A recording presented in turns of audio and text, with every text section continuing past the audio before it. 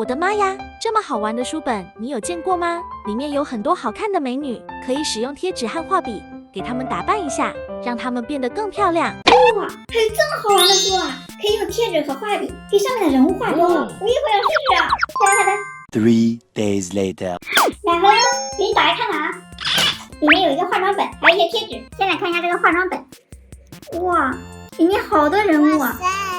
再看一下这些贴纸，这个是一些小装饰，这里面有嘴唇、耳环、项链，还有一些小配饰，眉毛、眼睛、眼睫毛、眼影，好齐全啊！那今天咱们就来挑选2个人物，给他们化个妆，看看最后哪个画的最好看。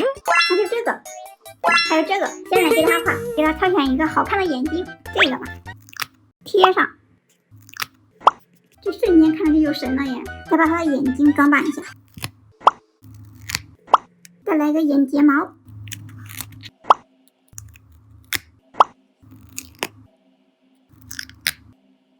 再来给它选一个眉毛，太长了，我们再来给它修剪一下。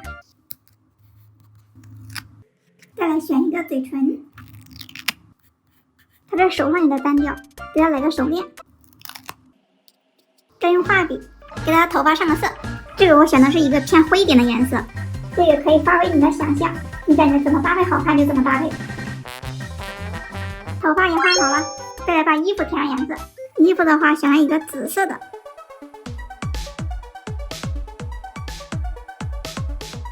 衣服也画好了，再来给它戴个耳环，这个吧。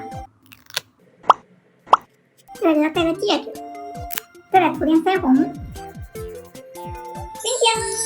第一个就画好了。哇，这画完呢确实好看了不少哎，你们看。和这种对比一下，是不是变好看了？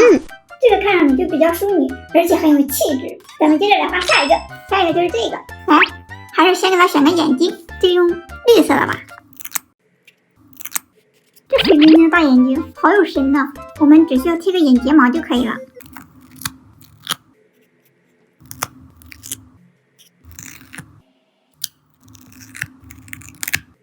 头发先给它画上颜色，给它来个粉色的吧。发绳的话来个绿色的吧，衣领蓝色，衣服的话来个绿色，再来给它装饰一下。